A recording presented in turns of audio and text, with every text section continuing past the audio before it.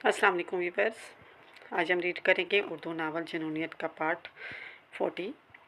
उसका इतना ख्याल करना दीदम को बिल्कुल अच्छा नहीं लगता था, लेकिन इसके लिए इतना ही काफ़ी था कि वो उसे छोड़कर जा रही थी। वो घर छोड़ जाती तो सुकून ही सुकून था। हद है, दादा जान इस पोते की खुशी में खुश हो रहे हैं जो आधी रात को अपने सो कॉल्ड बॉयफ्रेंड को अपने कमरे में बुलाकर मिलती थी। कितनी आला किरदार है खुद, और इसका शाज़म पर बद किरदार होने का इल्ज़ाम लगा दिया था। दीदम की ज़बान में अभी तक खुजली हो रही थी। दीदम यार, क्या मसला है तुम्हें? तुम सच में हमारी बेइज्जती करवाओगी? आज दादा जान ने कमरे में बुलाकर हमें कोई इज़्ज़त नहीं दी। उन्हें लगता है कि हम इनकी लाडली पोती की शादी ख़राब कर देंगे, इसीलिए उन्होंने कमरे में बुलाकर हमें ये बात समझाई है। तो खुदा के लिए अब तुम अपनी बोलती बंद कर दो, ताकि हमारी मज़ीद इज़्ज़त अफजाई ना हो। वो अपने बॉयफ्रेंड को अपने कमरे में बुलाई या फिर खुद इसके कमरे में मिलने चली जाए। वो उसे बद किरदार कहे या खुद ही बद किरदार हो, लेकिन खुदा के लिए तुम अपना मुंह बंद कर लो। तुम्हारी वजह से मैं और बेइज्जती नहीं करवा सकती, वो उसके सामने हाथ जोड़ते हुए बोली, जबकि दीदम कंधे उचकाकर अपने कमरे की तरफ चली गई। वो कमरे की तरफ जा रही थी जब उससे सामने से आती नज़र आई। हाय प्यारी दीदम, कैसी हैं आप? इसने बेहद लिकावट और मोहब्बत के साथ उसे इज्जत से भी नवाजा था। अल्लाह पाक का करम है, बिल्कुल खैरियत से हूँ और किसी को भी इसकी औकात याद दिला सकती हूँ। उसने हाथ का मुक्का बनाकर उसे दिखाया था। जिसकी अपनी ही कोई औकात ना हो, वो दूसरों को अक्सर औकात ही याद दिलाने की बातें करते हैं। वैसे मानना पड़ेगा तुम्हें, बदकिरदारी के इल्ज़ाम तो तुम शाज़म पर लगा रही थी और ख़ुद आधी रात को अपने उसे कमरे में बुलाकर उससे मुलाकात करती थी, जैसे खुद तो तुम बहुत आला किरदार हो। अरे अरे, दादा जान की पोती को गुस्सा आ गया। जाओ जाओ, लगाओ दगो मेरी इस बात की चोली दादा जान के सामने, ताकि वो फिर से मुझे बेइज्जत करें। लेकिन ये बताने से पहले ज़रा ये भी सोच लेना कि जब उन्हें ये पता चलेगा कि आधी रात को तुमसे मिलने के लिए दूसरी अवली का लड़का आता था, तो इनके दिल पर क्या गुजरेगी। खुशी तो इनको बिल्कुल नहीं होगी, लेकिन मेरी बात पर गौर ज़रूर करना। तुम्हारी माँ भी भाग गई थी ना, और तुम भी वही काम करती रही हो। क्या फ़ायदा हो इस बेचारे पर इल्ज़ाम लगाने का, जब तुमने सबके सामने इससे माफ़ी ही मांगनी थी। किसी दूसरे पर इल्ज़ाम लगाने से पहले 1000 बार सोचना चाहिए, बल्कि अपने गिरबान में झांकना चाहिए कि आप खुद क्या हैं। आधी आधी रात को लड़कों से मिलने वाली लड़कियां हमारे ख़ानदान में शरीफ नहीं मानी जाती। खैर, अब ये फजूल बातें करने का कोई फ़ायदा नहीं। अगर दिल दुखाया हो या तुम्हें मेरी कोई बात बुरी लगी हो, तो जाने से पहले मुझे माफ़ कर देना। वो अगले पिछले सारे आप बराबर करके इसका धुआं धुआं चेहरा देखते हुए कमरे की तरफ चली गई थी। दादा जान, सारी तैयारियां मुकम्मल हो चुकी हैं। मैंने कुछ भी नहीं छोड़ा, आप एक दफ़ा चेक कर लीजिए। आदाश ने कमरे में दाखिल होते हुए कहा था। चेक क्या करना है बेटा, मुझे तुम पर पूरा यकीन है, तुम सब कुछ ठीक ही करोगे। मैं यकीन से कह सकता हूँ, अगर आज रिदम की जगह हरम होती तो तुम इस तरह से अपनी बहन की शादी की तैयारियां कर रही होती। जी दादा जान, बिल्कुल ऐसा ही है, लेकिन मेरी गुड़िया का मुकाबला कोई नहीं कर सकता। बेशक रिदम आपकी सबसे लाडली पोती है, आप इससे बेइंतहा मोहब्बत करते हैं, लेकिन मेरी गुड़िया मेरी हरम की जगह कोई नहीं ले सकता। मैं इसकी ख्वाहिशें पूरी नहीं कर सका और ना ही इसकी शादी के हवाले से अपनी ख्वाहिश पूरी कर सका हूँ। लेकिन ये सच है कि अगर आज रिदम की जगह इसकी शादी हो रही होती तो मैं इसी तरह से तैयारी कर रहा होता। वो बेहद चाहत से हरम का नाम ले रहा था जब उसे दरवाजे पर खड़ी दिलशेम नजर आई। इसके चेहरे पर तमसी खराना मुस्कान थी जब उसने अपने दोनों हाथों को हरकत देते हुए ताली बजाई थी। वाह वाह खदाश काज़मी, आपके लबों पर वाह वाह खदाश काज़मी, आपके लबों पर अपनी बहन का नाम तो इतनी मोहब्बत से आ रहा है। इस बहन का नाम जिसका आपने कत्ल कर दिया। वाह वाह दादा जान, आप भी आज हरम का जिक्र कर रहे हैं। मेरे ख्याल में वो आप ही थे जिन्होंने कहा था कि हरम का इस घर में कोई नाम ना लेगा। तो आप इससे हर तल्ला ख़त्म कर लेंगे। लगता है आप बनाए हुए असूल तोड़ रहे हैं। और खदाश काज़मी साहब, क्या आपका दिल तड़प नहीं रहा अपनी बहन का जिक्र करते हुए? क्या ये हाथ कांप नहीं रहे आप के जिन हाथों से आपने इसका कत्ल किया? वो सब कुछ बुलाए इसके रूबरू खड़ी इससे सवाल कर रही थी। बकवास बंद कर दो दिलशेम, जिसकी चीज़ के बारे में तुम्हें पता नहीं है इसमें टांग उड़ाने की ज़रूरत भी नहीं है। अगर तुम्हें इस शादी में इंटरेस्ट नहीं है तो अपने कमरे में चली जाओ, दादा जान ने गुस्से से कहा था। जी बिल्कुल, मैं अपने कमरे में चली जाऊंगी, क्योंकि मुझे सच में इस सारे ड्रामे में कोई इंटरेस्ट नहीं है। आप लोगों के लिए वो लड़की हरम की जगह ले चुकी होगी, लेकिन मेरे लिए इसकी जगह कोई नहीं ले सकता। वो गुस्से से कहते कमरे से निकल गई थी, जबकि खदाश परेशान हो गया था। कल तक उसे लग रहा था सब कुछ ठीक हो गया है, लेकिन आज वो फिर से बदल गई थी। उसका पल में तोला, पल में माशा वाला अंदाज उससे बिल्कुल समझ में नहीं आता था। दादा जान, आपको नहीं लगता कि दिलशेन को सच बता देना चाहिए? मेरा नहीं ख्याल कि इससे हम ये बात छुपा कर अच्छा कर रहे हैं। इसके दिमाग में बहुत अजीब चीज़ें आ रही हैं। वो हरम के बेहद करीब थी और मैं चाहता हूँ उसे अब सब कुछ पता चल जाना चाहिए। नहीं, तुम जानते हो ना इस लड़की को, वो हंगामा कर देगी और मैं नहीं चाहता कि रिदम की शादी में किसी तरह का भी कोई हंगामा हो। ये सारी बातें हम बाद में देख लेंगे। फिलहाल शादी की तैयारियों में ध्यान दो। यहाँ सवाल सिर्फ हमारी इज़्ज़त का ही नहीं, बल्कि शाह ख़ानदान के सामने हमारे रुतबे का भी है। और वो बात ख़त्म करते हुए बोले तो खदाश ने सिर्फ हाँ में सर हिलाते हुए इनकी बात पर इत्तेफाक किया था। दादा जान, आप यहाँ जन्नत थे। उन्हें देखकर बेहद खुशी हुई थी। उसे हरगिज़ उम्मीद न थी कि उसे दादा जान यहाँ देखने को मिलेंगे। बाकर की वफ़ात के बाद वो वापस यहाँ कभी भी नहीं आए थे। बल्कि ये कहना ज़्यादा बेहतर रहेगा कि जन्नत की तलाक के बाद वो वापस शहर आए ही नहीं थे। हम तुम्हें अपने पोते की शादी का कार्ड देने आए हैं। उन्होंने देखते हुए उसे अपने सीने से लगाकर शाज़िम की शादी का कार्ड इसके हवाले किया था। जबकि अमाया हानि का हाथ थामे किचन से बाहर आई थी, लेकिन उन्हें सामने देखकर उसने वापस जाना चाहा। जब ध्यान दरवाजे से अंदर दाखिल होते जरियाम पर गया, उसके लब मुस्कुराए थे, जबकि वो मुस्कुराते हुए इसकी तरफ आता उसे अपने सीने से लगा चुका था। इसका ये बेबाक अंदाज उसे हर बार शर्मिंदा कर देता था। दादा जान तुमसे बात करना चाहते हैं। वो इसका हाथ थामे उसे दादा जान के सामने आया था, जो उसी को देख रहे थे। उसने कुछ नहीं कहा था, जबकि वो दादा जान भी खामोश खड़े थे। फिर काफ़ी के बाद उन्होंने बोलना शुरू किया। देखो माया, हमने तुम्हें बनी किया था, तुम्हें इस घर में इसलिए लाए थे ताकि हम तुम्हारे भाई से इंतकाम ले सकें अपने पोते की मौत का, लेकिन ऐसा ना हो सका। हम किसी के साथ कुछ गलत नहीं करना चाहते थे, लेकिन इसके बावजूद भी हमने तुम्हारे साथ काफ़ी ज़्यादती की है। लेकिन अब तुम हमारे वारिस को इस दुनिया में लाने वाली हो, तो हम चाहते हैं तुम्हें हम लोगों के साथ अवेरी चलना चाहिए। हम चाहते हैं कि तुम्हें पूरे ख़ानदान के सामने बहू तस्लीम करके ज़रियाम के साथ मुतारफ़ करवा दिया जाए। वैसे तो हम ये पहले भी कर चुके हैं, लेकिन इस वक्त हमारा दिल राज़ी नहीं था। लेकिन अब हम इस चीज़ के लिए दिल से राज़ी हैं। और इसके सर पे हाथ रखते हुए बोले तो माया ने हैरत से अपने साथ खड़े ज़रियाम को देखा था, जो मुस्कुरा रहा था। वो जानता था दादा जान माया से माफ़ी तो हरगिज़ नहीं मांगेंगे और ना ही इसके सामने झुकेंगे, लेकिन इसके लिए इतना ही काफ़ी था वो उससे बहू को तस्लीम कर चुके हैं। दीदम गहरी नींद सो रही थी जब उसे ऐसा महसूस हुआ जैसे इसके आसपास कोई मौजूद है। सामिया अपने कमरे में सोती थी। ना तो वो कोई डरपोक किस्म की लड़की थी कि आधी रात को इसके पास इसके कमरे में आ जाती, और ना ही इसके साथ इसकी कोई इतनी मोहब्बत थी कि वो दादा जान की मर्ज़ी के खिलाफ जाकर इसके कमरे में आती। तो भला कौन हो सकता था इसके कमरे में? उसने आंखें खोलते हुए आगे पीछे देखा था, लेकिन कमरे में कोई मुकम्मल अंधेरा था। अपना वहम समझकर इसने दोबारा सोने की कोशिश की।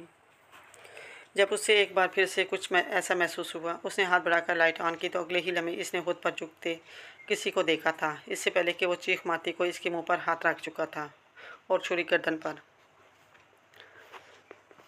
ज़्यादा उछल कूद करने की ज़रूरत नहीं है, छुरी काफ़ी तेज़ है, ऐसे गर्दन पर चलेगी ना दूसरी सांस नहीं ले पाओगी। वो बड़े ही बेरहमाना अंदाज में बोली थी, जबकि खुद पर झुकी रिदम को देखकर रिदम की सांस रुकने लगी थी। मुझे घूर क्या रही हो? आंखें नीचे उसे खुद को घूरते पाकर वो मज़ीद गसीले अंदाज में बोली, तो दीदम ने डर कर नज़रें झुका ली। अब ठीक है, दिन को तो बहुत ज़बान चल रही थी तुम्हारी। क्या कह रही थी? मेरी माँ भागी ही थी, हाँ? और मैं अपने आशिक को रात को बुलाकर मिलती हूँ। और क्या दादा जान को बताने की धमकी दे रही थी मुझे? तुझे क्या कहा था मैंने? हॉस्टल की लड़की से पंगा नहीं लेते। लेकिन नहीं, तुझे पता नहीं अकल कब आएगी। अब आ गई ही ना गर्दन छुरी के नीचे।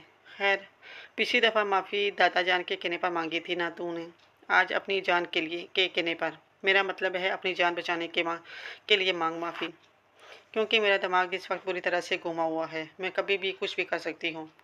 मुझसे कभी किसी चीज़ की उम्मीद मत रखना। वैसे क्या कह रही थी तुम? दादा जान की लाडली हूँ। अगर इनकी एक एक पोती का कत्ल भी कर दूँ तो बचा लेंगे मुझे। वैसे मेरे सुनने में आया है कि दादा जान का सबसे लाडला पोता खादाश है और इसने इनकी पोती का कत्ल भी कर दिया है और वो इसके साथ ही है। तो इतनी प्यारी तो दादा जान को है नहीं कि तो इतनी प्यारी तो दादा जान को है नहीं कि मेरे हाथों से मर जाने के बाद वो तेरी याद में शोक मनाएंगे। माफ़ी मांगेगी या काट दूँ गर्दन। रिदम एक इस वक्त बिल्कुल पागल इंसान लग रही थी, यकीनन जिनको इसकी बातों पर उसे बेताशा गुस्सा आया था। लेकिन इस वक्त किसी तरह का हंगामा ना करने की वजह से वो खामोश हो गई थी। लेकिन अब जब गुस्सा हद से ज़्यादा सवार हुआ तो वो इस पर सवार हो चुकी थी। दीदम इशारा कर रही थी कि माफ़ी मांगने के लिए, लेकिन वो उसे छोड़ दे। लेकिन वो इसके इशारे समझने में इंटरेस्टेड ही कहाँ थी। फिलहाल तो वो मज़े ले रही थी इसकी हालत की।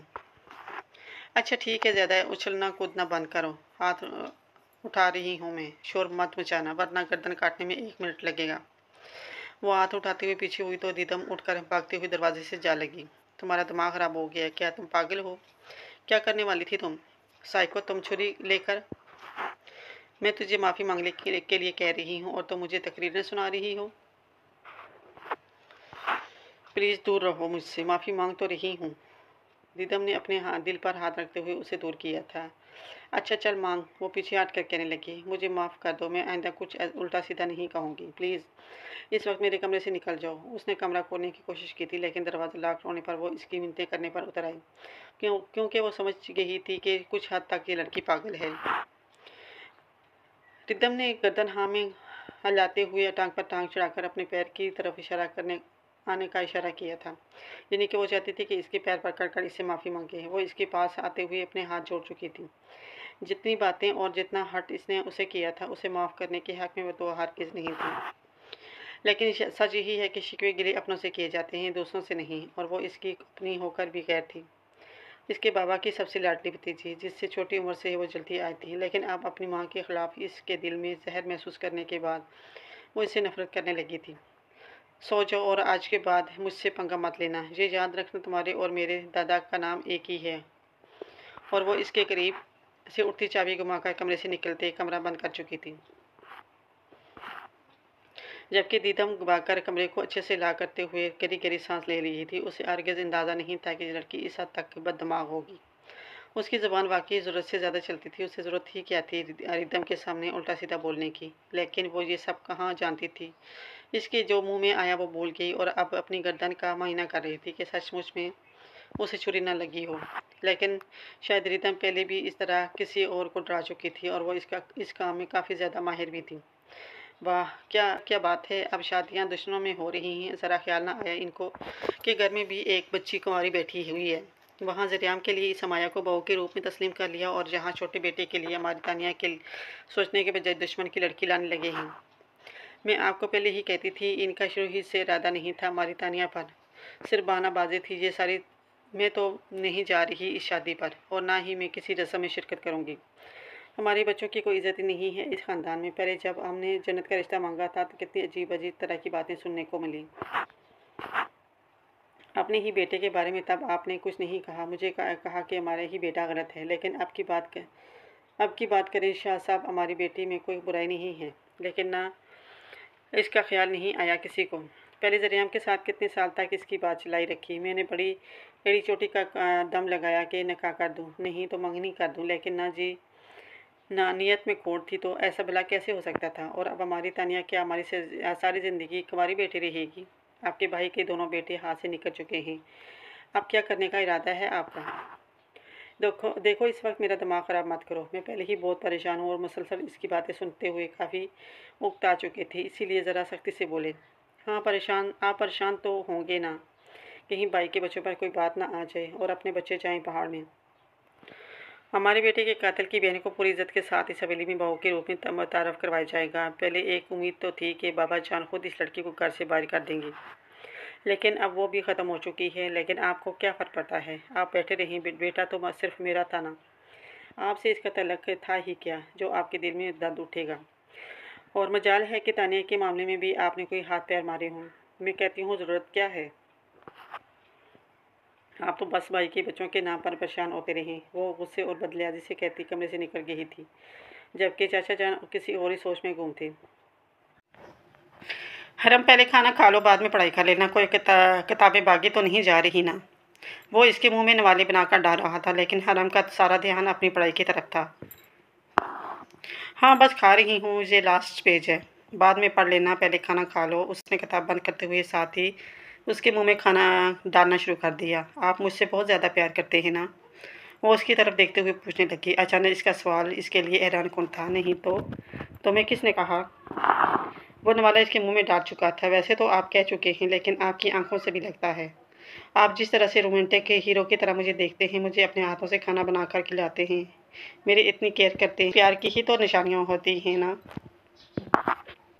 अच्छा, ये सारी प्यार की निशानियाँ होती हैं? तुम्हें तो काफ़ी ज़्यादा इन्फॉर्मेशन लगती है प्यार मोहब्बत की। वो इसकी बातों में दिलचस्पी लेने लगा। हाँ ना, मैंने बहुत सारी फ़िल्में देखी हुई हैं, और टॉम क्रूज़ की तो कोई भी नहीं छोड़ी। आपने इसकी वो फ़िल्म देखी है? कभी तुम्हारा बालू हमारे बीच में आ जाता है, तो कभी ये टॉम आ जाता है। यहाँ हम दोनों की बातें हो रही हैं ना? नहीं, हम दोनों की नहीं, प्यार मोहब्बत और फ़िल्मों की बात हो रही है। अरम इसकी बात की दुरुस्ती करते हुए बोली। अच्छा सॉरी, मैंने तुम्हारा टॉपिक चेंज कर दिया। क्या बात कर रही थी तुम? इसके मुँह बनाने पर वो माज़रत करते हुए पूछने लगा। मैं पूछ रही थी, आप मुझसे बहुत ज़्यादा प्यार करते हैं ना? तुम्हारे लिए सब कुछ प्यार मोहब्बत होगा, लेकिन मेरे लिए मेरा इश्क, जुनून, दीवानगी है।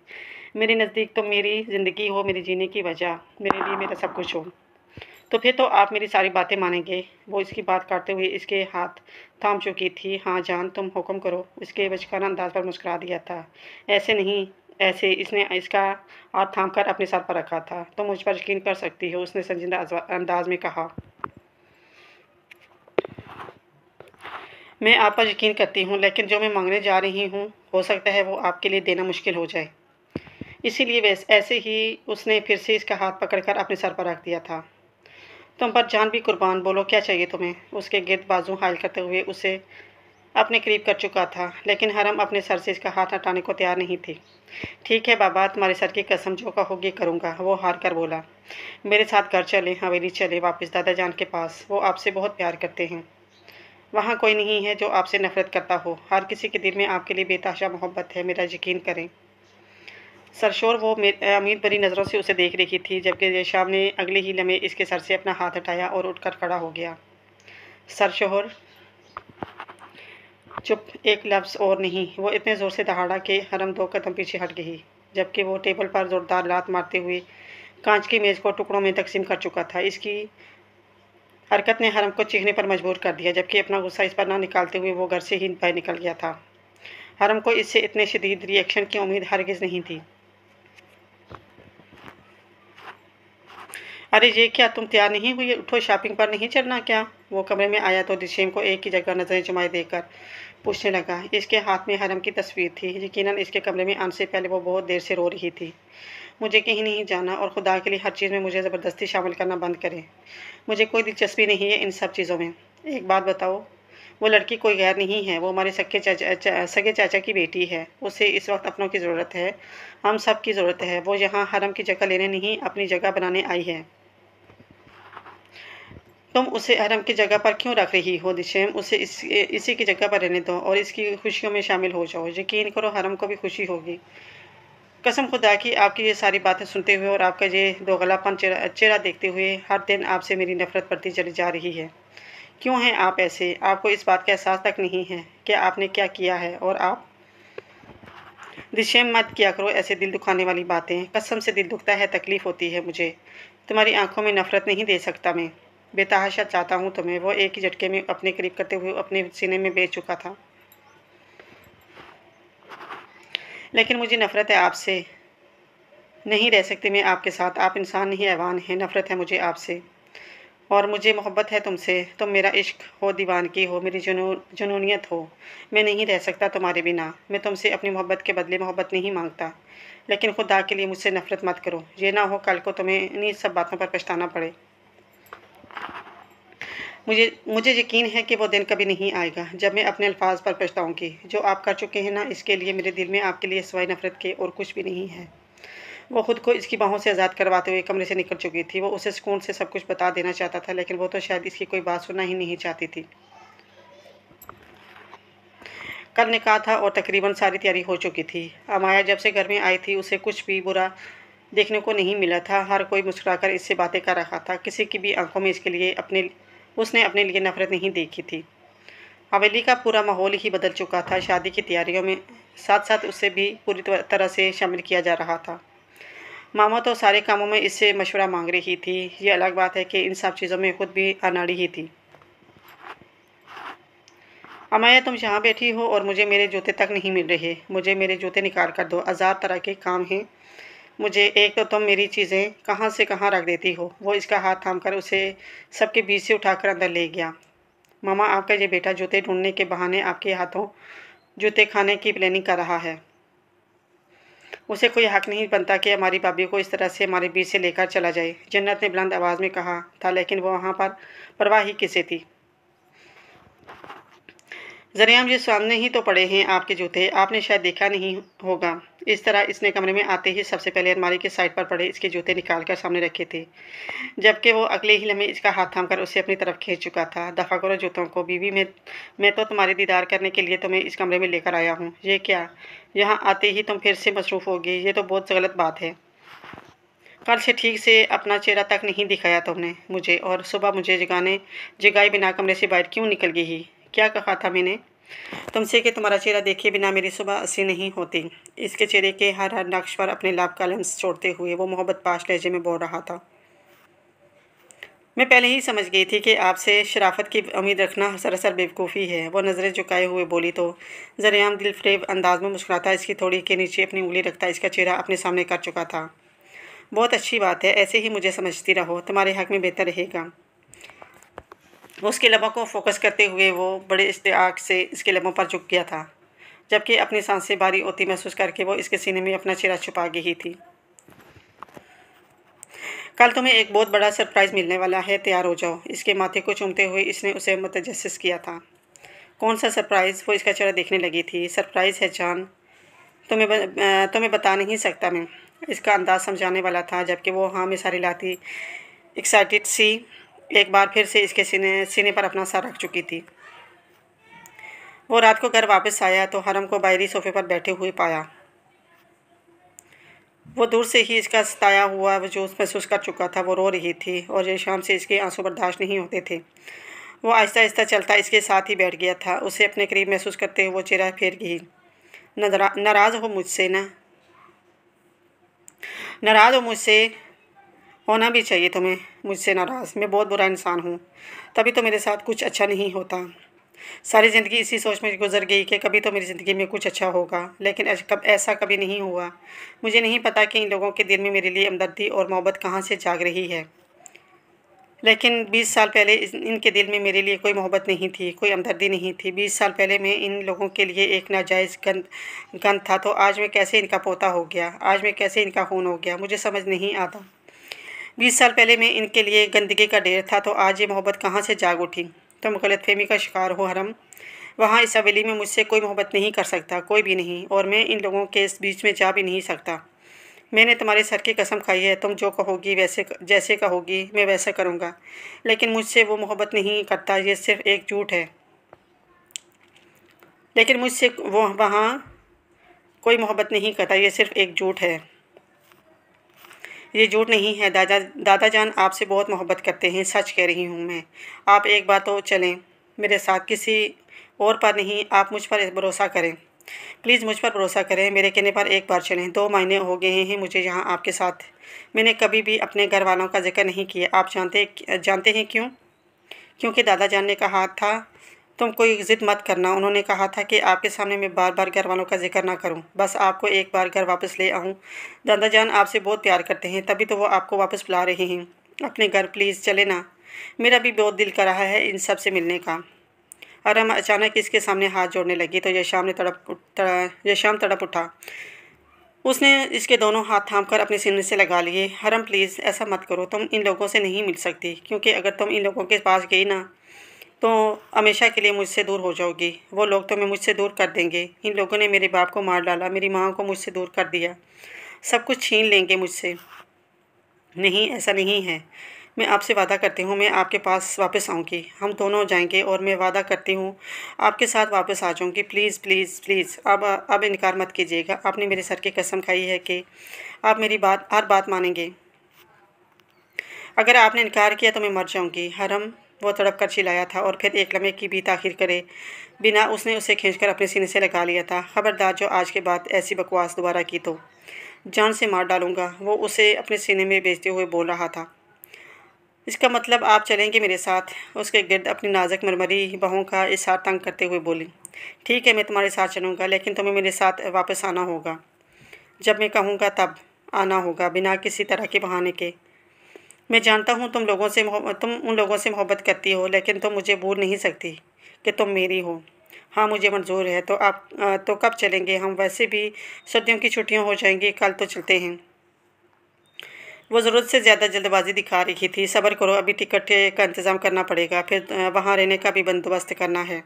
रहने का बंदोबस्त क्यों क्यों करेंगे? हम अपने घर में रहेंगे। हवेली में, इतनी बड़ी हवेली है, बहुत कमरे हैं इसमें, आपका भी बन जाएगा। मैं अभी और दादा जान को फ़ोन करके ये गुड न्यूज़ सुनाती हूँ। वो इसका मोबाइल उठाते हुए बोली। इसके लिए तुम्हारे पास इनका नंबर होना चाहिए। मुझे ज़बानी आता है। वो जल्दी जल्दी नंबर मिला रही थी। क्या इससे पहले भी तुम्हारा इनके साथ रब्ता रहा है? वो शक की बिना पर पूछने लगा। हाँ, मैं श्याम भाई के फ़ोन पर आज चौथे पाँचवें दिन इनसे फ़ोन पर बात करती रहती हूँ। उनको मेरी फ़िक्र हो जाती है, फिर मुझे बताना पड़ता है कि आप मेरा बहुत ख्याल रखते हैं, आप मुझसे बहुत प्यार करते हैं। आप मुँह ना बनाएं, इसमें नाराज़ होने वाली कोई बात नहीं है। मुस्कुरा कर दिखाएं, मुस्कुराएं ना, आप प्यारे लगते हैं। अच्छा, मत मुस्कुराएं। बिना ऐसे ही खड़ूस सी शक्ल। वो उसे हँसाने में कामयाब होते हुए बोली। इस बारे में मुझे श्याम ने क्यों नहीं बताया? क्योंकि मैंने उनको कसम दी हुई थी ना, उसने भरपूर दांतों की नुमाइश करते हुए कहा। फ़ोन लग गया? वो एक्साइटेड सी कहने लगी। वो इतनी खुश लग रही थी कि वो चाहकर भी उससे कुछ नहीं कह पा रहा था। उसे श्याम की हरकत पर बहुत गुस्सा आ रहा था, लेकिन इसके बावजूद भी उस लड़की की खुशी के सामने हर चीज़ के फजूल थी। अस्सलाम वालेकुम दादा जान, कैसे हैं? वालेकुम सलाम, अल्हम्दुलिल्लाह मेरी जान, मैं बिल्कुल ठीक ठाक हूँ। मेरा बच्चा, तुम कैसी हो और ये कौन से नंबर पर फ़ोन कर रही हो तुम मुझे? इससे पहले जिस नंबर पर फ़ोन करती थी ये वो तो नहीं है। दादा जान ने एक बार फिर से नंबर पर नज़र दौड़ाई थी। हाँ, ये वो वाला नंबर नहीं है दादा, ये मेरे शौहर सर का नंबर है। और आप मुझे आपको ये बात बताना था कि मैं और शौहर सर आपके पास आ रहे हैं पाकिस्तान। हमारे वेलकम की ग्रैंड तैयारी कर लीजिए। और अम्मा से कहिएगा कि मज़े मज़े के खाने बना कर रखें। मैं इनके हाथ का पराठा बहुत मिस कर रही हूँ। और ख़ादाश वीरों से कहिएगा कि मेरा बर्थडे वाला गिफ्ट तैयार भी रखे, मैं आकर लूँगी। और हरम, तुम सच कह रही हो ना? तुम मेरे साथ कोई मजाक तो नहीं कर रही ना बेटा?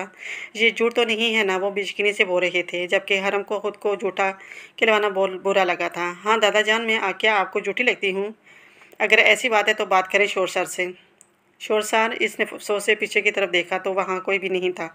वो उसे फ़ोन देखकर खुद ना जाने कहाँ चला गया था। अरे जी, कहाँ चले गए? वो दरवाजे की तरफ देख रही थी। फिर दादाजान की आवाज़ पर इनकी तरफ मतवज्जो हो गई। दादाजान, मुझे लगता है वो किसी काम के लिए बाहर चले गए हैं, लेकिन कसम से मैं बिल्कुल सच कह रही हूँ। हम दोनों आ रहे हैं पाकिस्तान। मैंने इनसे वादा लिया है, उन्होंने मेरे सर की कसम खाई है। वो कभी कसम नहीं तोड़ेंगे। आप तैयारी कर लें, हम आ रहे हैं, इंशाअल्लाह जल्द पाकिस्तान पहुंचेंगे। वो उन्हें यकीन दिलाते हुए बोली और फिर इतनी देर इनसे बातें करती रही। तकरीबन 1.5 घंटे के बाद इसने फ़ोन बंद कर दिया था और फिर इसके आने का इंतज़ार करती रही, जो ऐसा गया कि अब तक लौट कर नहीं आया था। शोर सर कहाँ रह गए? अब तक तो उन्हें वापस आ जाना चाहिए था। कहीं ये टिकट बुक करवाने तो नहीं गए? ऐसे कैसे हो सकता है? इतनी जल्दी तो वो मेरी बात नहीं मान सकते। मेरी बात तो वो मान गए हैं, अब तो सिर्फ टिकट बुक करवाना ही रहता है। फाइनली मैं जा रही हूँ अपने घर, मैं सबसे मिलूँगी। वीरू कितने खुश होंगे मुझे देखकर। अम्मा और बाबा इतनी खुश हूँ, वो खुद ही खुश हुए जा रही थी, जाने बिना के जिसको अपने सर की कसम देकर उसने अपनी ज़िंदगी का सबसे मुश्किल तरीन काम करने के लिए कह दिया था। इस वक्त किस हाल में है वो? इस वक्त कहाँ है? तू उसे मना कर दे, तू इनकार कर दे, तो कह दे कि तू नहीं जा सकता इस घर। बिना तुझे वहाँ जाने से इतराज़ है तो इन लोगों से बेतहाशा नफ़रत करता है। इन लोगों ने तुझसे तेरा बचपन छीना है, तुझसे तेरी पहचान छीनी है, तेरी ज़ात को सवालिया निशान बना दिया है। बता दे तो इन लोगों का सामना नहीं करना चाहता, इनसे नफ़रत करता है। वो समझ जाएगी, इतनी भी अच्छी नहीं है वो जो तेरे जज्बात को ना समझ सके। वो बीवी है तेरी, इसका फ़र्ज़ बनता है तेरे जज्बात को समझना। मैंने इसके सर की कसम खाई है और मैं ये कसम नहीं तोड़ सकता श्याम। मुझे हरगिज़ उम्मीद नहीं थी कि वो मुझसे ये मांगेगी। उसने मुझसे खुद से बड़ी चीज़ मांग ली है। उसने मुझे बहुत बड़े इम्तिहान में डाल दिया है श्याम।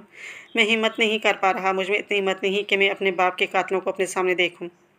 मुझ में नहीं है इतनी हिम्मत कि इन लोगों का सामना करूं जो कल तक मुझे मेरे बाप की औलाद मानने को तैयार न थे।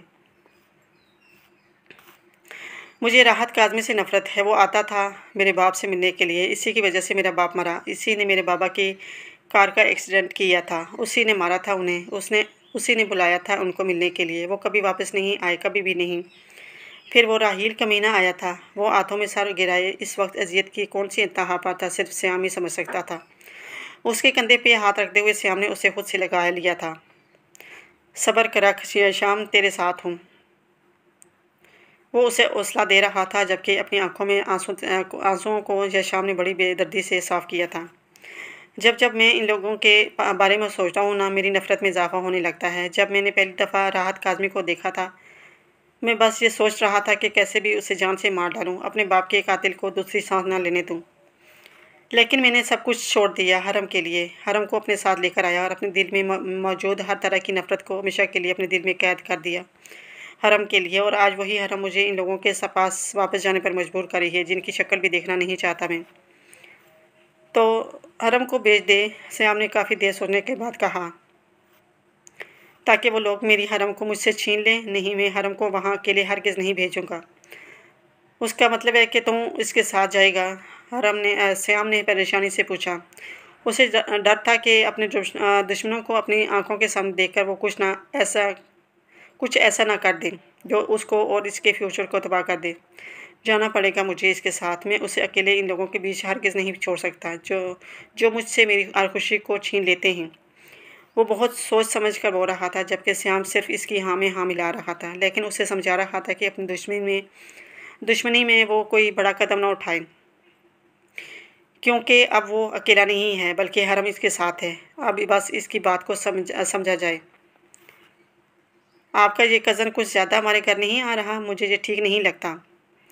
कनीज़ फातिमा आज आखिर इसके सामने बोल पड़ी थी, क्योंकि राहील 2 दफ़ा इसकी गैर मौजूदगी में इसके घर आया था और जल्दी गया भी नहीं था, बल्कि ज़बरदस्ती यशाम से बातें करने की कोशिश करता रहा।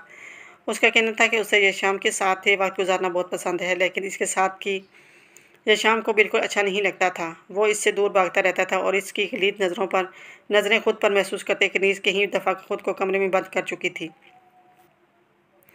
और उसने मुझे बताया था कि वो यहाँ आता है। असल में इसने यहीं हमारे घर के करीबी एक छोटा सा ऑफिस बनवाया है। वहीं अपना काम करता है, लेकिन यशाम को बहुत प्यार करता है। वो इसके साथ ही वक्त गुजारने के लिए आता है। और तुम्हें एक बहुत अच्छी बात बताऊं, वो बाबा को भी समझाने की कोशिश कर रहा है। उसने काफ़ी दफ़ा बाबा से इस बारे में बात की है और बाबा के रवैये में चेंजिंग भी महसूस की है। उसने मुझे बताया है कि वो जल्दी बाबा जान को मिला लेगा और इंशाअल्लाह सब कुछ ठीक हो जाएगा। मुझे यकीन है इस पर। वो बहुत अच्छा इंसान है। और यशाम को कहा करो कि इसके साथ थोड़ा वक्त गुजारे। वो यशाम के साथ वक्त गुजारने के लिए जहाँ आता है, लेकिन यशाम के रवैये में इसने किसी तरह की लचक महसूस नहीं की। वो तो आपको पता ही है कि यशाम को जो इंसान पसंद नहीं आता वो इसके साथ वक्त गुजारना पसंद नहीं करता। और आज दोपहर में आपके भाई भी आए थे। इनके रवैये में तो मुझे किसी तरह का कोई चेंज महसूस नहीं हुआ। यहाँ तक कि वो यशाम के साथ भी बहुत बुरा सलूक कर रहे थे, इसके साथ काफ़ी सख्ती से पेश आ रहे थे। यशाम ने उन्हें इस्लाम किया तो इस बात पर गुस्सा होने लगे कि इसने उन्हें ताया जान क्यों कहा।